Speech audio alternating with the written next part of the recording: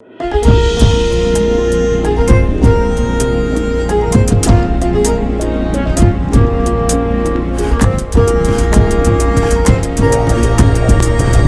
የፈታ ቤተሰቦች ከልብ የመነጨ የከበረ ሰላምታችን በያላችሁበት ይድረሳችሁ። ለተሰንበት የሰዓቱን መረጃ አሰናድተናል። ይመጥናሉ፣ መደመጥ ይገባቸዋል ያልናቸውን መረጃዎች በቅድሚያ እናስተዋወቅ።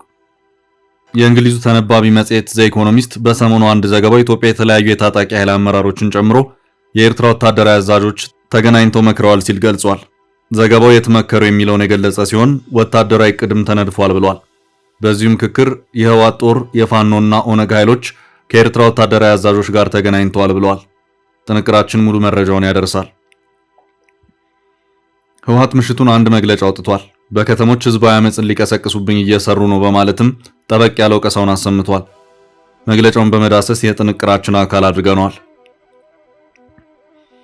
ግብጽ ኢትዮጵያን ለመክበብ እየተንቀሳቀሰች ነው በሚል ክስ ቀርቦባታል። የግብጽ የመክበብ ስትራቴጂ ላይ ትኩረቱን ያደረገ አዲስ ጥናታዊ ጽሑፍ ይፋ ሆኗል። ጥንቅራችን መረጃውን ያደርሳል። የትግራይ በጀት በአማራ ክልል በኩል ለወልቃይት እንዲለቀቅ ተደርጓል የሚል ተቃውሞ ተሰምቷል። ህገ መንግስቱንና የፕሪቶሪያውንም ስምምነት የጣሰ ተግባር ነው ተብሏል። ማን አለ? ምን ያህል የተረጋገጠ ነው? የወልቃይት የፌዴራሉ በጀት ጉዳይ ምን ያህል ሲያወዛግብ ነበር የሚለውን አካተን ይዘነዋል። የኤርትራ ብሔራዊ ዴሞክራቲክ ጥምረት በኢትዮጵያ መንግስት ከሰሞኑ የተነሳውን ሐሳብ ደግፎ መግለጫ አውጥቷል። የውጭ ጉዳይ ሚኒስቴሩ አቶ ጌዲዮን ጢሞቴዎስ አነጋጋሪ ንግግርን ጥምረቱ የደገፈበትን መግለጫ እንመለከታለን። ሀገራዊ ምክክሩ በውጊያ ላይ የሚገኙ የታጣቂዎችን ጉዳይ አጋጥሞኛል ያላቸውን ችግሮች በተመለከተ ማብራሪያ ሰጥቷል።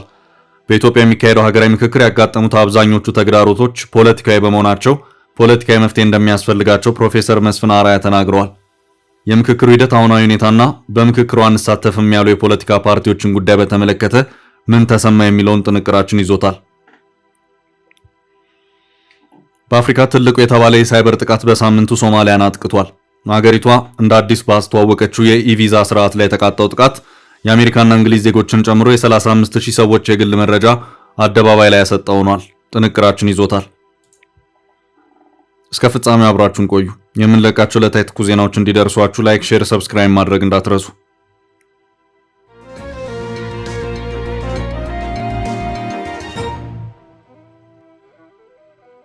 ኤርትራ፣ ህወሓት፣ ፋኖና ኦነግ በሚስጥር መክረዋል። ዘ ኢኮኖሚስት። የእንግሊዙ ተነባቢ መጽሔት ዘ ኢኮኖሚስት በሰሞኑ ዘገባው ኢትዮጵያ የተለያዩ የታጣቂ ኃይል አመራሮችን ጨምሮ የኤርትራ ወታደራዊ አዛዦች ተገናኝተው መክረዋል ሲል ገልጿል። ዘገባው የተመከሩ የሚለውን የገለጸ ሲሆን በዚሁ ምክክር የህወሓት ጦር የፋኖና ኦነግ ኃይሎች ከኤርትራ ወታደራዊ አዛዦች ጋር ተገናኝተዋል ብለዋል። ዘገባው ይኸው ምክክር የተደረገው በሱዳን መሆኑን ገልጿል። ዘ ኢኮኖሚስት ከ2020 አንስቶ የተፈጠረውን ሁነት በተመለከተ ማብራሪያ ያስቀመጠ ሲሆን የሰላም ስምምነት ከተፈረመ በኋላ ሌላ ዙር ጦርነት ሊፈነዳ ነው ሲል ስጋቱን ገልጿል። ህወሓትና ፌዴራል መንግስቱ ዳግሞ ወደ ለየለት ልዩነት ውስጥ ገብተዋል ያለው ይህ ዘገባ ውጥረቱንም ተከትሎ የህወሓት ኃይሎች ከኤርትራ ጋር ወግነዋል ሲል አመልክቷል።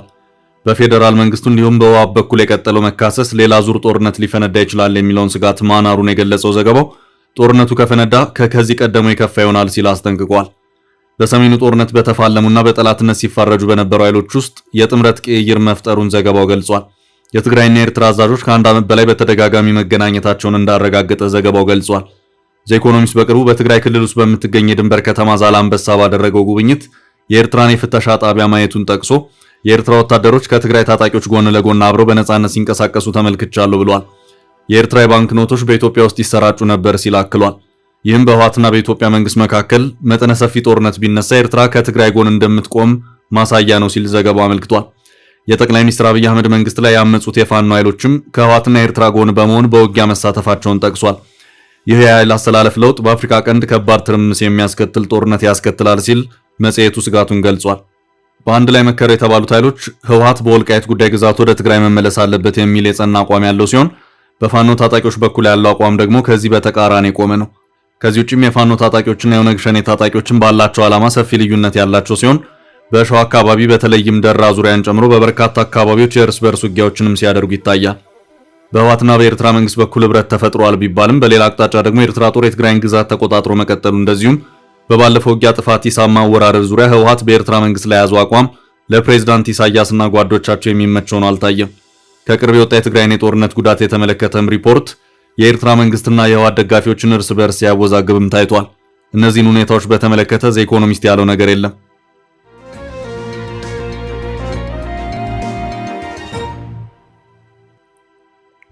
በቀጣይ ርዕሳችን የከተማ አመጽ ሊቀሰቅሱብኝ ነው ህወሓት በተለመደው አኳኋን ምሽቱን አንድ መግለጫ አውጥቷል። ምሽቱን ባወጣው መግለጫው ከበድ ያሉ ወቀሳዎችን በማሰማት የፌዴራል መንግስቱ በትግራይ ከተሞች ህዝባዊ አመጽና ተቃውሞን ሊቀሰቅስብኝ እየሰራ ነው በማለት ወንጅሏል። በዚህ መግለጫውም ህወሓት የትግራይ ህዝብ አታጋይ ድርጅት ነው ያለ ሲሆን አክሎም ባለፉት ዓመታት የትግራይ ህዝብ ተደቅኖበት የነበረውን እንደ ህዝብ የመጥፋት አደጋ መቀልበስ የቻለውም በእኔ መሪ ድርጅቱ አንቀሳቃሽነት ነው ሲልም አስታውቋል። የትግራይ ህዝብ ባለፉት ዓመታት የነበሩት አገዛዞች ሊያጠፉት ነበር፣ ግን ደግሞ ጥፋቶቹን እየመከተ እዚህ ደርሷል ያለው ህወሓት አሁን በስልጣን ላይ ያለው መንግስትም ልክ እንዳለፉት መንግስታት የቀደሙትን መሰል ተግባራት አስቀጥሏል ሲልም አጥብቆ የወነጀለበት ሁኔታ ታይቷል። ከፕሪቶሪያው ስምምነት ውጪ በወልቃይት ምዕራብ ትግራይ ታጣቂዎችን እያሰለጠነ ነው በማለትም የፌዴራል መንግስቱን አጥብቆ የወነጀለው ህወሓት በአንድነት ታግሎ ህልውናውን ያረጋገጠ ህዝብ በውስጥ ብጥብጥ ለማጥፋት የተለያዩ ሙከራዎችን ሲያደርግ ቆይቷል። ከነዚህ መካከል አንዱ የከተሞች ብጥብጥ ሆኖም ታይቷል ሲል ወቀሳውን አሰምቷል። ህወሓት ከተወሰኑ ጊዜያት ወዲህ ዋና ከተማዋን መቀሌን ጨምሮ ተቃውሞዎችን እያስተናገደ የሚገኙ በራሱ ታጣቂዎች ሆኖ ይታያል። የደሞዝና የጥቅማ ጥቅም ጥያቄዎችን ያነሱ ተቃውሞዎችም ሆነው ይታያሉ። የፕሪቶሪያው ስምምነት በሌላኛው ፈራሚ አካል በሆነ የፌዴራል መንግስት ተጥሷል በማለት በበርካታና ተደጋጋሚ መግለጫዎች ወቀሳውን የሚያሰማው ህወሓት በሱ በኩል አሉ የሚባሉትን ጥሰቶች በተመለከተ ግን አንድም ቀን ሲያነሳ ተሰምቶ የሚታወቅበት ሁኔታ አይታይም። የህወሓት የፕሪቶሪያው ሰላም ስምምነት ጥሰት ተደርጎ ከሚጠቀሱት መካከል አንደኛው ትጥቅ መፍታትን የሚመለከተው ነው። ህወሓት ከባድና ቀላል መሳሪያዎችን ትጥቅ እንዲፈታ እንዲያስረክብና ይህም በሶስተኛው ግን እንዲረጋገጥ የሚለው አንደኛው ነው። ሌላኛው ታጣቂዎቹን የተመለከተ ሲሆን እነዚህም ታጣቂዎች ትጥቅ እንዲፈቱ ተሐድሶ በመውሰድ ወደ ህብረተሰቡ እንዲቀላቀሉ የሚለውም ሌላኛው ነው። ሆኖም በቅርብ ከትግራይ የወጡት መረጃዎች የሚያሳዩት ህወሓት እስከ መድፍና አየር መቃወሚያ የዘለቁ ከባድ መሳሪያዎችን ዛሬም ድረስ የያዘ መሆኑን ነው። ከዚህም በተጨማሪ የተወሰኑ ትጥቅ መፍታት የጀመሩ ታጣቂዎችም ቀሪ ሆነው እንደውም ተጨማሪ ታጣቂዎች ስልጠናና ማደራጀትም ጭምር እየታየ ነው። እነዚህ ሁሉ በህወሓት በኩል የሚታዩ የፕሪቶሪያው የሰላም ስምምነት ጥሰቶች ቢሆኑም በህወሓት በኩል አንድም ቀን በስምምነቱ ጥሰትነት ሲነገሩ ተሰምተው አይታወቁም።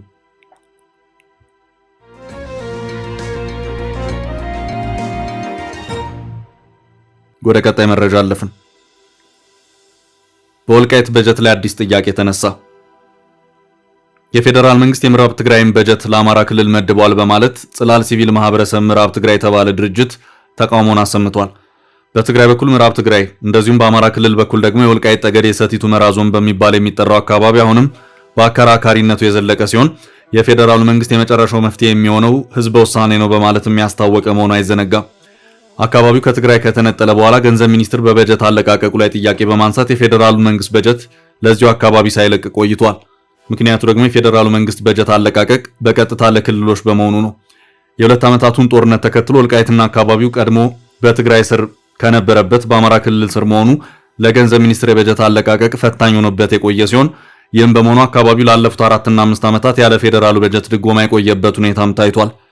በቅርቡ ባለፈው ወር ለህዝብ ተወካዮች ምክር ቤት ማብራሪያን የሰጡት ጠቅላይ ሚኒስትር አብይ አህመድ ከተፈጠረው ሁኔታ ጋር በተያያዘ የፌዴራሉ መንግስት ለወልቃይት የድጎማ በጀትን ሳይለቅ የቆየ መሆኑን አስታውቀው ይህም አግባብነት የሌለው ነው፣ መምህራን እያስተማሩ የጤና ባለሙያዎች ህዝቡን እያከሙ እንዴት ደሞዝ ይከለከላሉ ሲሉ ሐሳባቸውን የሰጡበት ሁኔታም ታይቷል። ሆኖም የፌዴራሉ መንግስት በአማራ ክልል በኩል በጀት ስለመልቀቁ ግን ጠቅላይ ሚኒስትሩም ሆኑ ሌላ የመንግስት አካል ያለው ምንም ነገር የለም። በወልቃይት ላይ ትኩረቱን አድርጎ በተለያዩ ጊዜያት መግለጫዎችን የሚያወጣውና ጽላል ሲቪል ማህበረሰብ ምዕራብ ትግራይ የተባለው ተቋም ግን የፌዴራሉ መንግስት የትግራይን በጀት በአማራ ክልል በኩል ለምዕራብ ትግራይ ወይም ወልቃይት መልቀቁን ደርሼበታለሁ ሲል አስታውቋል። መረጃውን አገኘሁት ያለውም ስማቸውን ያልጠቀሳቸውና ታማኝ ምንጮች ካላቸው አካላት ነው። ድርጅቱ በዚህ መግለጫ የትግራይ ህገ መንግስታዊ ግዛት የሆነ የምዕራብ ትግራይ በጀት ወደ አማራ ክልል ፈሰስ ተደርጎ ጥቅም ላይ መዋል መጀመሩ ግልጽ የሆነ ህገ መንግስታዊ ጥሰትና የፕሪቶሪያውን ስምምነት የሚጻረር አደገኛ ተግባር ነው ሲል ወቀሳውን ሰንዝሯል። የፌዴራል መንግስት ለወልቃይት በጀት ለቀቅ የሚለውን በተመለከተ ከዚህ ተቋም ውጪ በፌዴራሉ መንግስት በአማራ ክልል በትግራይ ጊዜያዊ አስተዳደርም ሆነ በአሁኑ ሰዓት ወልቃይት ጠገዴን እያስተዳደሩ ባለው አካላት በኩል ምንም የተባለ ነገር የለም።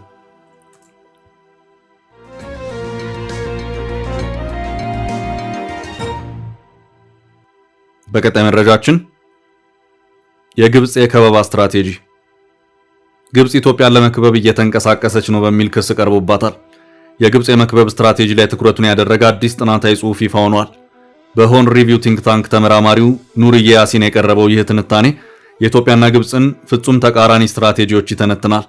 በተመራማሪው እይታ የታላቁ የኢትዮጵያ ህዳሴ ግድብ መገንባት የግብፅን የቆየ አባይ በላይነት ያቆመ ሲሆን ግብፅ ይህን አዲስ እውነታ ለመቀበል ፈቃደኛ አልሆነችም። በአፍሪካ ቀንድና በቀይ ባህር ቀጠና ግብፅ የበላይነቷን ለማስጠበቅ በጂኦፖለቲካዊ ወታደራዊና ፖለቲካዊ ጣልቃ ገብነት ላይ ስታተኩር፣ ኢትዮጵያ በበኩሏ በጂኦ ኢኮኖሚያዊ በልማት ኮሪደሮችና በግንኙነት ላይ ያተኮረ አዲስ አካሄድ እየተከተለች መሆኑን ትንታኔው አብራርቷል። ግብፅ ኢትዮጵያን ማግለል ላይ ትኩረት በማድረግ ቀይ ባህርን ባለድርሻና ባለድርሻ ያልሆኑ በማለት በመክፈል ኢትዮጵያን ከቀጠና የጸጥታ መዋቅር ለማስወጣት ትጥራለች። በዚህም ኢትዮጵያ ዙሪያ ባሉ የአፍሪካ ቀይ ባህር ዳርቻዎች ላይ ወታደራዊና ሎጂስቲካዊ መሰረቶችን በመገንባት የኢትዮጵያን የንግድ የኃይልና የዲጂታል መስመሮችን ለመቁረጥና ለመቆጣጠር ትሰራለች ሲል ትንታኔው ከሷል። በኢትዮጵያና በባህር ዳርቻ ሀገራት መካከል ሽብልቅ ለመንዳት ትሞክራለች። ዓላማውም የአስመራ የሶስትዮሽ ስምምነትን ዳግም በማንቀሳቀስ ኢትዮጵያን ከሁሉም አቅጣጫ ለመክበብ የሚያስችል ቅንጅት መፍጠር ነው ሲል አክሎ አብራርቷል። ኢትዮጵያ የምትከተለው አካሄድ የተለየ መሆኑን የጠቀሰው ይህ ትንታኔ ኢትዮጵያ ከጎረቤት ሀገራት ሶማሊያን ጨምሮ በኢጋድና በአፍሪካ ህብረት መድረኮች በኩል ትብብርን ታስቀድማለች ሲል አመልክቷል። በኤርትራ ቅስቀሳዎች ፊት ኢትዮጵያ ራስን የመግዛትና ውጥረትን የማርገብ ፖሊሲ እንደምትከተል ተገልጿል። ኢትዮጵያ የባህር በር ብታጣም የቀጠናው ጸጥታ የማይነጣጠል እንደሆነ ታምናለች። ይህም ማለት የባህር ዳርቻ ሀገራት ጸጥታ የሌሎች የባህር በር የሌላቸው ሀገራትን ጸጥታ አደጋ ላይ በሚጥል መልኩ ሊረጋገጥ አይችልም የሚል መርህ ታራምዳለች ሲል አመልክቷል። ትንታኔው በማጠቃለያው የአፍሪካ ቀንድ ለግብፅ ብቸኛ ፍላጎት ሊገዛ አይችልም ያለ ሲሆን ዓለም አቀፉ ማህበረሰብ የኢትዮጵያን ተጋላጭነት እንዲረዳና ግብፅና ኤርትራ ቀጠናውን የሚበታትነውን የተሳሳተ ስትራቴጂ እንዲያቆሙ ማበረታታት እንዳለበት አሳስቧል።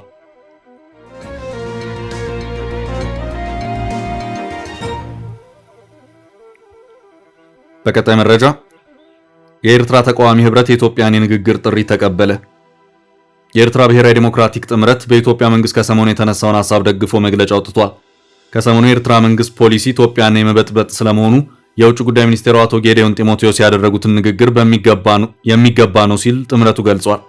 ሚኒስቴሩ ከኤርትራ ጋር ብዙ የመነጋገሪያ አማራጮች አሉ፣ ወደ ጦርነት መግባት አስፈላጊ አይደለም ማለታቸውን ጠቅሶ ለቀጠናዊ ትብብርና ለላቀ ኢኮኖሚ ጥምረት የንግግር ጥያቄውን ደግፋለሁ ብለዋል። የሚኒስቴሩ ንግግር የኤርትራ ኮሚኒኬሽን ሚኒስቴር እንደተቹት ሳይሆን የኤርትራ ሉዓላዊነት ያከበረ ስለመሆኑ ነው ጥምረቱ ድጋፉን ያሰማው። ጥምረቱ ቅዳሜ ዕለት ባወጣው የጽሑፍ መግለጫው የሚኒስቴሩና የኢትዮጵያ አዲስ መልእክት ለንግግር ጅማሮ መልካም ዕድል የከፈተ ነው ሲል ደግፎታል። ጥምረቱ የኢትዮጵያና የኤርትራን ግንኙነት የበለጠ ሚዛናዊና የጸና መሰረት ባለው መልኩ መገንባት ይገባል ነው ያለው። ቀጠናው ውጥረት ውስጥ መግባቱን ያመነው ጥምረቱ ሁሉም አካላት የህዝቡን ፍላጎትና የረጅም ጊዜ መረጋጋትን እንዲያስቀድሙ ጥሪ አቅርቧል። ሁለቱ ሀገራት በመተባበር ችግራቸውን በንግግር ቢፈቱ የውጭ ጣልቃ ገብነት እንዴት መቀነስ እንደሚቻል ለሌላው ምሳሌ ሊሆኑ ይችላሉ ሲልም ገልጿል። የኤርትራ ብሔራዊ ዲሞክራቲክ ጥምረት የበርካታ የኤርትራ ተቃዋሚ ኃይሎች ጥምረት ሲሆን በዋናነት በውጭ ሀገራት እንቅስቃሴውን ያደረገ ነው። በሳምንቱ የውጭ ጉዳይ ሚኒስቴር አቶ ጌዲዮን ጢሞቴዎስ ዓለም አቀፉ ማህበረሰብ ኤርትራ ላይ ጫና እንዲያሳርፍ ጥሪ ያደረጉ ሲሆን ኤርትራ በኢትዮጵያ የድንበር ጥሰት በውስጥ ታጣቂ ቡድኖችን የመደገፍና የማስታጠቅ ድርጊትን የምንታገስበት ፖሊሲያቸውን ሁሌም አይኖርም ሲሉ መናገራቸው ይታወሳል።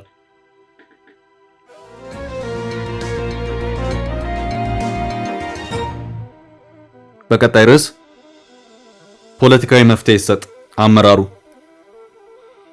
በኢትዮጵያ የሚካሄደው ሀገራዊ ምክክር ያጋጠሙት አብዛኞቹ ተግዳሮቶች ፖለቲካዊ በመሆናቸው ፖለቲካዊ መፍትሄ እንደሚያስፈልጋቸው ፕሮፌሰር መስፍን አርአያ ማሳሰቢያ ሰጥተዋል። ዋና ኮሚሽነሩ ይህን የተናገሩት ከፖለቲካ ፓርቲዎች ጋር በተካሄደው ውይይት ላይ ነው።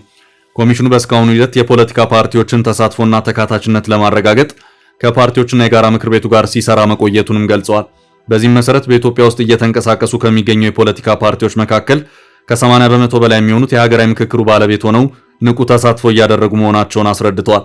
ነገር ግን ሀገራዊ ምክክሩ አሁን በደረሰበት ምዕራፍ የገጠሙት ተግዳሮቶችን መኖራቸውን አልሸሸጉም። አብዛኞቹ ፖለቲካዊ በመሆናቸው ፖለቲካዊ መፍትሄ ያስፈልጋቸዋል ብለን እናምናለን ሲሉ የገለጹት መስፍን እነርሱንም ዘርዝረዋል። ከነዚህ መካከል በትግራይ ያሉ ወገኖችና ባለድርሻ አካላት እስካሁን ባለው ሁኔታ ባለመካተታቸው ቁጥራቸው ውስን ቢሆንም የፖለቲካ ፓርቲዎችን በየራሳቸው ምክንያት በምክክር ሂደቱ ለመሳተፍ ፈቃደኛ አለመሆናቸውና የተወሰኑትም ንቁ ተሳትፎ ሲያደርጉ ቆይተው ከመሳተፍ መታቀባቸውን አውስተዋል። የዋና ኮሚሽነሩ ንግግር ሲቀጥል አሉን በሚሏቸው ፖለቲካዊ ጥያቄዎች ምክንያት በትጥቅ ትግል ላይ ያሉ ወገኖች መኖራቸውና እነዚህን ኃይሎች በምክክር ሂደቱ ላይ እንዲሳተፉ ለማድረግ የሚያስችል ምቹ ሁኔታዎች አለመፈጠራቸው ከሚጠቀሱ ችግሮች መካከል ናቸው ብለዋል። በእነዚህ ተግዳሮቶች ላይ ኮሚሽኑ ስራዎችን ሰርቶ በማጠናቀቅ ውጤት እንዲገኝ በሁሉም ዘንድ ከፍተኛ ጉጉትና መጠበቅ ጋር ሲደማመር የሚፈጥረው ጫና ቀላል አለመሆኑን መረዳቱ አይከብድም ሲሉም አስገንዝበዋል። ፕሮፌሰር መስፍን ቀጥለው ያነሱት በተያዘው የ2018 ዓመት ይከናወናሉ ባሏቸው ጉዳዮች ላይ አተኩረው የሰጡት ገለጻ ነው። ኢትዮጵያ በዚህ ዓመት ሁለት ዋና ዋና ጉዳዮችን የምታከናውንበት የታሪክ አጋጣሚ ተፈጥሯል ያሉት ዋና ኮሚሽነሩ እነርሱም ሀገራዊ ምክክርና ሀገራዊ ምርጫ መሆናቸውን አስምረውበታል። ሁለቱም በየራሳቸው ዓላማ፣ የህግ ማዕቀፍ፣ እቅድና በተለያዩ ተቋማት አስተባባሪነት የሚከናወኑ መሆናቸው እንደተጠበቀ ሆኖ የጋራ ጉዳዮችም አሏቸው ብለዋል። በመሆኑም እነዚህን ሁለት ጉዳዮች አጣጥሞ መጓዝ የሚቻልባቸውን ሁኔታዎች ማመቻቸትን ይጠይቃል በማለት አብራርተዋል።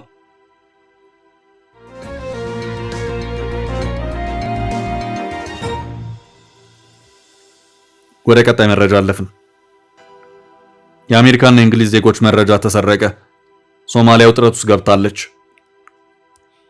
በአፍሪካ ትልቁ የተባለ የሳይበር ጥቃት በሳምንቱ ሶማሊያን አጥቅቷል። ሀገሪቷ እንደ አዲስ ባስተዋወቀችው የኢቪዛ ስርዓት ላይ የተቃጣው ጥቃት የአሜሪካና እንግሊዝ ዜጎችን ጨምሮ የ35000 ሰዎች የግል መረጃ አደባባይ ላይ ያሰጣ ሆኗል። ዲፕሎማቲክ ማህበረሰቡ በዚህ ድንጋጤ ውስጥ የገባ ሲሆን የአሜሪካ ኤምባሲ ሞቃዲሾን ያስጠነቀቀ መልእክት አውጥቷል። 35000 የቪዛ አመልካቾች መረጃ ተሰርቆ በማህበራዊ ሚዲያ እየተዘዋወረ ይገኛል። ጉዳዩ ሞቃዲሾን ገዘፍ ያለ የፖለቲካ ትኩሳት ውስጥ የከተታት ሆኗል። ከ3 ቀናት በፊት በሶማሊያ አሜሪካ ኤምባሲ ሳይበር ጥቃቱን ያረጋገጠ ሲሆን ማንነታቸው ያልታወቀ የመረጃ ጠላፊዎች በሶማሊያ መንግስት ኢቪዛ ፕላትፎርምን ሰብረው በመግባት የዜጎችን መረጃ ጭምር ሰርቀዋል ሲል ከሷል። መረጃው ከሙሉ ስም አንስቶ የፓስፖርት ፎቶዎች፣ የውልደት መረጃ፣ የኢሜል አድራሻ፣ የትዳር ሁኔታና የመኖሪያ ስፍራና ቤት አድራሻን ጭምር የጠለፈ ነው። መረጃቸው ከተመነተፈ 35000 ግለሰቦች መካከል 2298 የሚሆኑት የአሜሪካ ዜጎች ሲሆኑ 3027 የሚሆኑት ደግሞ የእንግሊዝ ዜግነት ያላቸው ናቸው። የእንግሊዝ መንግስት ዜጎቹ ለሶማሊያ ኢቪዛ ከማመልከታቸው በፊት ውሳኔያቸውን ደግሞ እንዲያጤኑ ማስጠንቀቂያ አውጥቷል። የሶማሊያ መንግስት የመረጃ ምንተፋውን ተከትሎ ምርመራ የጀመረ ሲሆን እስርና ተጠያቂነትን በመፍራት በሀገሪቱ ያሉ የኢንፎርሜሽን ቴክኖሎጂ ሰራተኞች በተለይ ውጭ ሀገራት ባለሙያዎች ሞቃዲሾን ለቀው መሰደዳቸው ተሰምቷል። በትንሹ በ24 ሰዓት ውስጥ 60 ባለሙያዎች ከሶማሊያ ወጥተዋል ተብሏል። ውድ ቤተሰቦቻችን ለዛሬ ያዝንላችሁ ርዕሰ ጉዳዮች እዚህ ላይ ቋጨን። ላይክ፣ ሼር እና ኮሜንት በማድረግ ለቻናላችን ድጋፋችሁን መግለጽ እንዳትዘነጉ እያልን ከሌሎች መረጃዎች ጋር ደግመን እስክንገናኝ ቸር ያሰማን ስንል